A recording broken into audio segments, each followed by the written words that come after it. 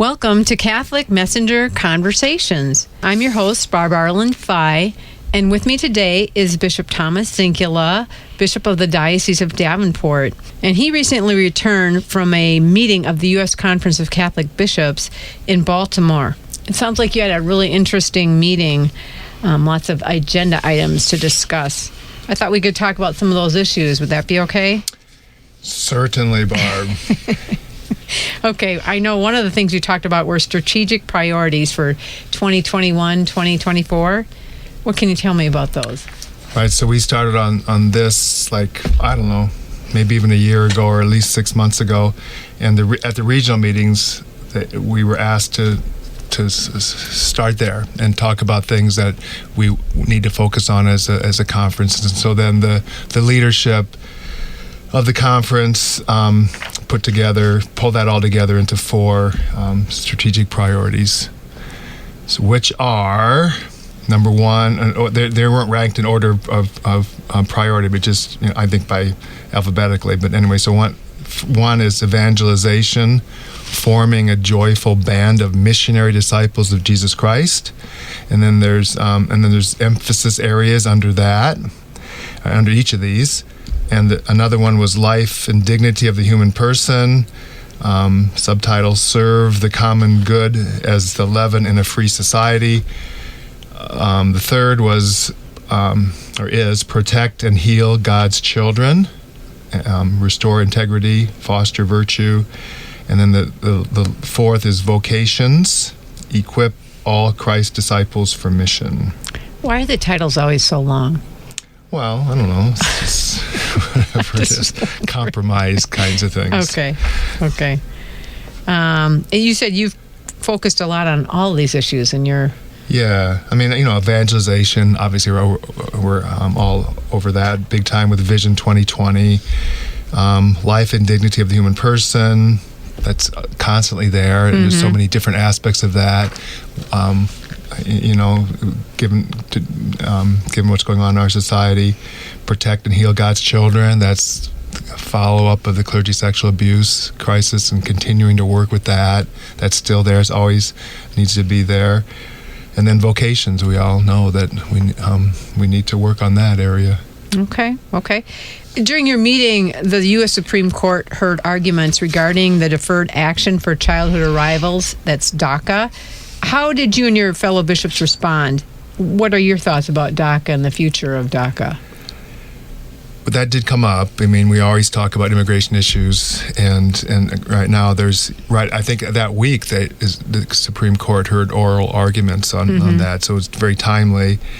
I don't know. I mean, in here in Iowa, we have the Iowa Catholic Conference, and so we work together. The 4 dioceses in the province of Iowa work together, and we have a lobbyist, for the state legislature, and so we know, and we've talked about that. We talk about that a lot. There's I think 2 meetings a year. We always talk about immigration issues, and sometimes we've had dreamers come and tell us their story, and and so we kind of strategize how to get legislative activity around that and to promote that. I mean, that's at the state level, and so there's not a whole lot with that there, but we also try to influence things at the local level, at the federal level.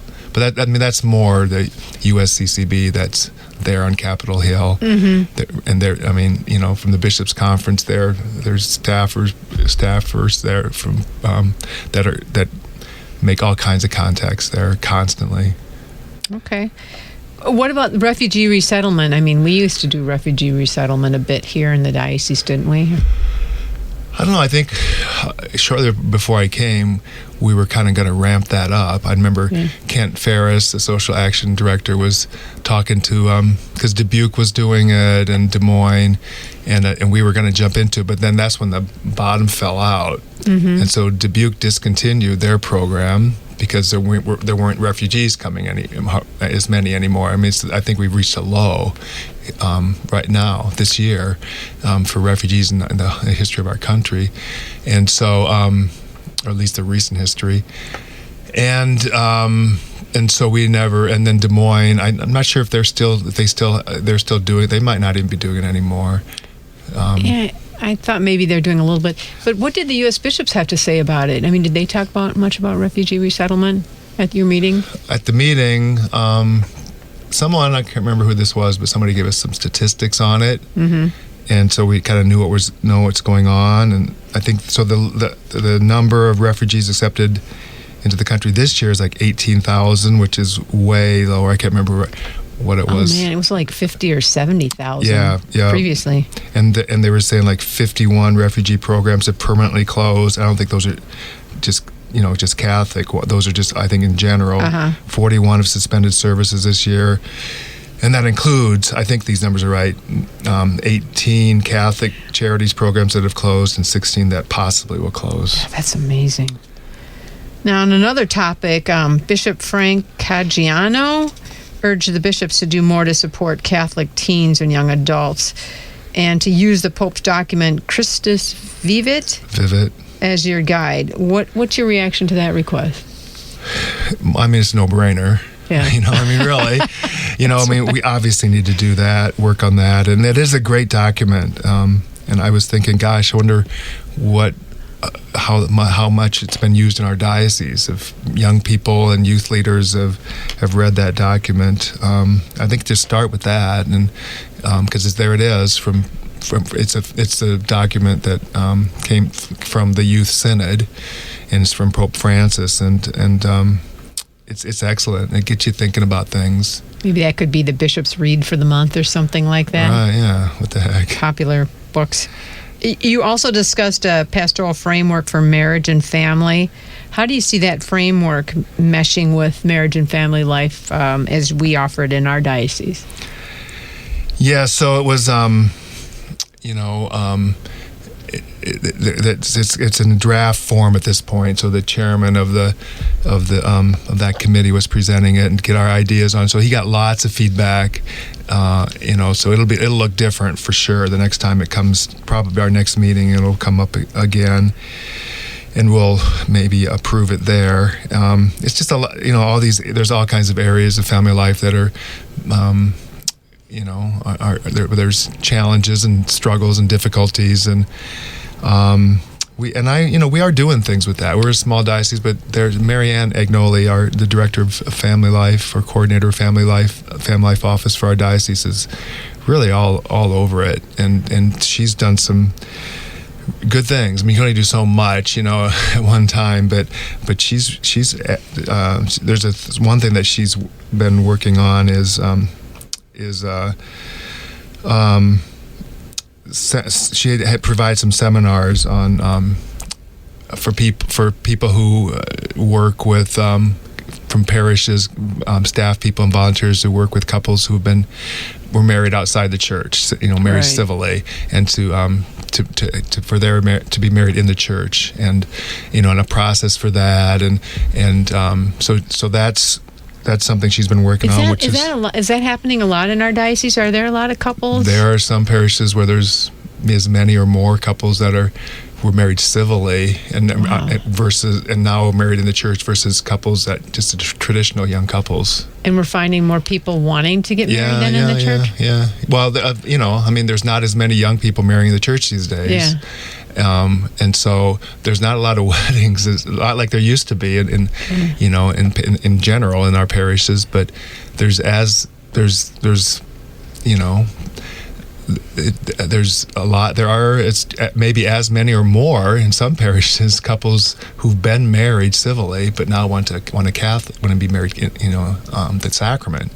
So that's encouraging. It is, right? yeah. No, that is a good thing. I mean, it's evangelization. Yeah. I mean, there's a chance to bring people back to the church or more deeply into the church. Yeah. Because they're separated and they're on the periphery, and and now they're a little older and maybe they have children, and they see there's something that they want, and they didn't value that when they married civilly, and so anyway, so that's one thing that she's been working on, which is really, really good.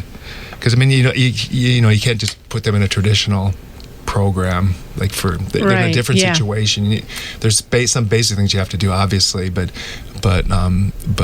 then you treat them differently, and there's a chance to evangelize, really, So they want this thing, and let's kind of dig deeper into besides simply the marriage, but the marriage, the sacrament of marriage. But there's even more that we can. Well, and it seems like we're doing more, like even covering.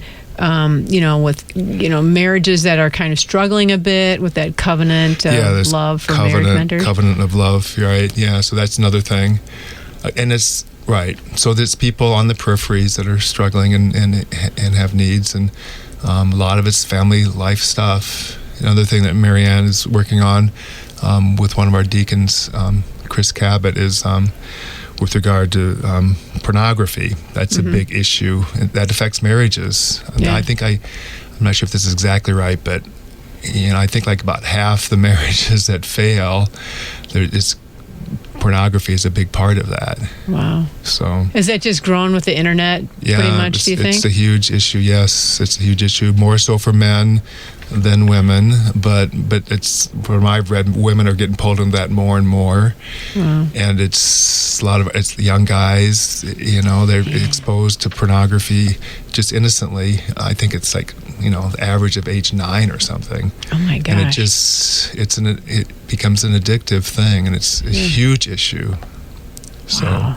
I wanted to ask you, too, I guess Bishop Frank Dwayne commented that clergy and laity could play a role in bringing together people along the rural-urban divide to build an understanding for sensible policies to help end gun violence. What can we do in our diocese regarding that issue? Yeah, I mean, some of it is federal stuff, and state kinds of things with regard to legislation. But like I know, here in Davenport, in the Quad Cities, and there's probably issues in Burlington too. I know where people have been killed, quite a few lately with guns. I don't know, like here anyway, it's teenagers and they're stealing cars, and then there's guns involved, and it's that kind of a thing. So it's not it's not the assault weapons kind of a thing, or I'm sure there's mental illness kind of an issue. I mean, there's some of that for sure, but the main problem is just young people, and so the city has been working on that. There's they're going to open a center. I don't have all the details. Maybe do you know what that's was about? that the juvenile center? Yeah, or some something? Juvenile center. So they're trying. So it's trying to connect with these young people, boys mostly, and get them on a better track and a healthier track, and out of gangs and that kind of a thing. And there's a lot of family issues there too. And one of our priests is on that task force. Father Jake Greiner has been involved with that. I went. The mayor, or he's former mayor now. He got he got something going with that, and the police chief was there, and the sheriff, and all these people, and religious leaders, and very diverse group. And so he invited me to go to that. So I went to one or two meetings, and then it's like, I'm the bishop for the whole diocese. I can't, do all this stuff. So I asked Father Jake Greiner if he would represent me. So he's been meeting with it. It's been like probably a couple of years with that. Okay. And so that, I'm not sure that center, if that came out of that group or where that came from exactly. That group probably might have come from that group, that task force, or maybe they were a part of it anyway. So it's kind of like initially you talk about all these different things, and what do you do, and you got to zero in on something eventually. And so that's the thing. Wow. I wanted to ask you too, what were there any controversial issues you talked about during the bishops' meeting, or anything that kind of drew a lot more debate? Yeah, I mean, bishops were saying that this one's less tense than like the last couple, with the resurfacing of the clergy sexual abuse issue, and especially with regard to bishops, there weren't guidelines and things for bishops, and So we kind of thought that was very tense, and that all the emotion around that. The last couple meetings, but this meeting was pretty tame. The only one that the one issue where there was I thought it was okay. Here's a little.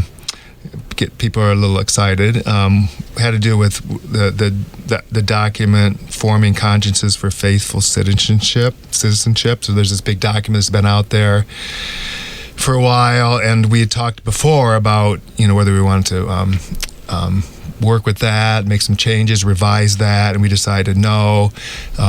It's long. People don't read it. Some people do, but lots of people don't, because we just don't these days. Our attention spans are shorter. So we had agreed, like maybe a year ago, to have just a short document that can be kind of more current, especially with Pope Francis stuff, and more current where things are at with some of the issues, and then 5 short videos. That's where it's at these days, videos, and so those are presented to us by the committee working on that, and and bishops can, with all these documents, they can propose amendments and, in writing ahead of time, and or while we're meeting, and or even verbally. And so there was this. So it's kind of like this whole thing with pro-life, and is that basically just abortion, but then there's all these other kinds of issues too, and there's people, kind of. Unfortunately, they kind of end up in 2 camps, and I'm like, it's the whole thing, Right. But then language becomes this kind of delicate thing. So for that shorter document, we were looking at that, and so it was kind of talking about abortion as the preeminent priority, because it directly attacks life itself. So there were a couple of bishops that were kind of uncomfortable with that people would just write off everything else because this is preeminent. They kind of wanted to kind of flesh that out a little bit and add this statement from one of Pope Francis's documents that kind of fleshes it out a little bit and adds some nuance. Yeah. And so, but then the problem was that letter or that document that we were working on was we wanted it to be short, and succinct, and so adding that would have been, it wouldn't have fit so much because it was kind of long and more detailed, and so we actually voted on it, and the group, the bishops, decided to stay with what we had, and so there's the preeminent priority thing, and then there's this line about these other things are equally sacred, then we get into all these other more seamless garment kinds of things. So I mean, I was okay with that. Although I think we need to just pull it all together. But one bishop was suggesting the word foundational, and we didn't. That was in writing, and when we were talking, people weren't maybe forgot about that. But I was thinking that might have been a word that could have worked. That rather than preeminent, kind of on this top thing, it's right. There's okay. So abortion is kind of a foundational issue for all the other life issues. That I thought that maybe would have been a kind of a compromise thing, but we didn't go with that. Yeah, I mean, how do these meetings go? Do you like? Is there a lot of yelling and shouting or anything like that? Or are you all pretty? No, I mean, they're televised. Yeah. I mean, except for the executive session. Oh, okay. They're all televised. So no, bishops are respectful. There's passion. Yeah. But no, and even in the we can't talk about executive session stuff, but I can say that people are respectful. And, they good. Disagree, and but it's kind of how you'd hope it would be. It does. That's not what happens in our culture out there in society these days, with how do ad you hominem vote? Kinds of things and attacking people and and all that. That's not at all kind of how it works with What's us. the seating like? Are you like in an auditorium and you push a button when you vote, or how does that work? No, we have this little what do you call it? Like a little clicker thing. Yeah, that you can, sometimes you have to do numbers. Yeah. And you can punch a number and then send, or if it's but even if it's a yes or no, yes is a 1, no is a 2. Do you ever accidentally hit the wrong? Yeah, number? No, I never have. But if you do, you can correct it. Yeah. So they go through this whole thing every time before we vote, a practice thing, and they talk it through, and so it's always one time it kind of broke down somehow, that technology wasn't working. We were always ready to do paper stuff then too. So if it doesn't, and this year was very interesting because there are these ad limina visits to Rome, where every 5 years, and so there was a group, this is by region, so the Northeast group region, the New York, upstate New York, and that was over in Rome, and so they were voting over there. So there was some delay. They would vote, and then they'd have to. So they tabulate our vote in Baltimore, and then they had to get. I think they were calling it in or something. Oh, okay. And then they had to kind of put it all together, and so that's a little bit of a delay sometimes, but it worked okay. Yeah, because they're like 6 or 7 hours ahead of us, right? Yeah. So they were up pretty late then, I guess, some days. How did your day start? Would you start in prayer and then you'd go into session, or how did that work? I would always start with morning prayer, and it's done very well, and there's people to lead the singing and everything, and so that's how we start. Is it bishops who do all the singing, or do you have? No, there's some people that come and lead that. Okay. Yeah, not like a huge group, but a couple people. And then do you vote on? Are you in discussions all day long, or do you get a break? No, we're generally we have a discussion in the morning. There's a break, 20-minute break in the morning, and then there's a lunch break for an hour and a half. A lot of times there's meetings. Oh, okay. People on different committees. Like came a day early to be in. There's meetings over the weekend. Lots of different meetings. So bishops who are involved in committees come there, and then come for those. And then it's Monday morning is when we finally start officially. Oh, okay. For the whole group. Mm-hmm. But then evenings, lunchtime, there's meetings and about different things, committee meetings or other kinds of meetings. And then the afternoon, there's the same thing. There's like till 4 or so maybe, and there's a break in the middle, and like the last full day in the afternoon, there's a tradition where there's ice cream at the break. Oh. Some different kinds of with toppings. Not. And it's stuff that you unwrap and those kinds of different sandwich thing, like the sandwich or the cookie or the whatever. So everybody kind of is, looking forward to that, Wow. Whatever. Do you get to do a lot of networking there? Yeah, lots. Yeah, it's really good. Okay. It's helpful to talk things through with people. And like the bishops from Iowa, we generally have a dinner together one night. Oh, okay. This year it was Tuesday. Do you go out or do you eat in or what? We went out. There's a lot of restaurants. It's kind of the Inner Harbor area. Oh, okay. There's a restaurant inside too, but one lunch. There's this guy Lonnie Ellis who's in Solidarity that's worked with us on some things. Yeah. So he wanted to kind of work, kind of talk to some other bishops and do some networking there. Yeah. And so there are like half a dozen of us. So we had lunch. We stayed at the hotel for that. We didn't go to the regular lunch. We just kind of did our own thing. So there's things like that. Yeah. What about you serve on the Bishop Subcommittee on the Church in Africa. What did you do this time there? Well, one thing we always do is there's the money that's given, donated, and we have this, whatever it is, $3 million, $4 million, whatever that is, and so these bishop conferences present, they apply for grants, and so each of us is, they're already vetted heavily by the, the USCCB.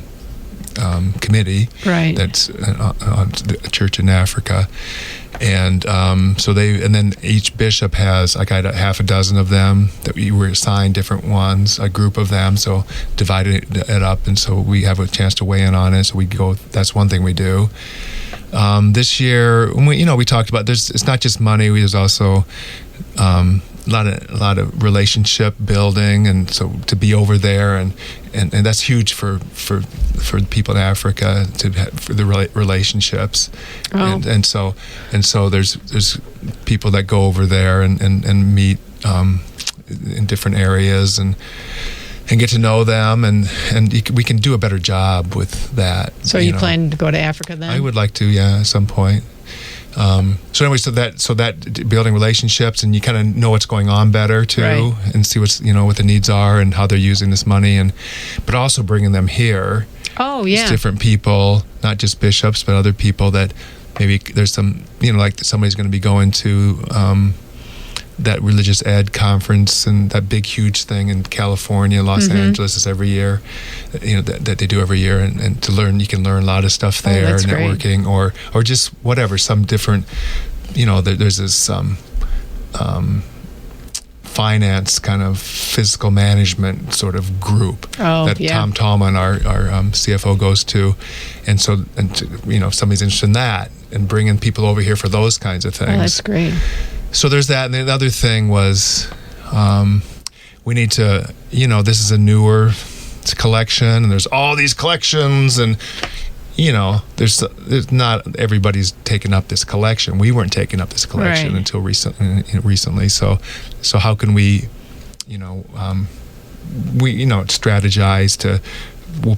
Each of us are going to have 10 bishops to talk to, to encourage them to take up this collection. And I mean, and it's hard because there are people, the bishops and lay people too. There's guys constantly taking up collections, and why is this one more important than another? A lot of need in the world. Yeah. So anyway, what other issues? Did I miss anything? Did we miss anything that you want to talk about? No, I don't think so. I mean, there was a lot of things, all kinds of things that we talked about. We've talked about the ones that were more.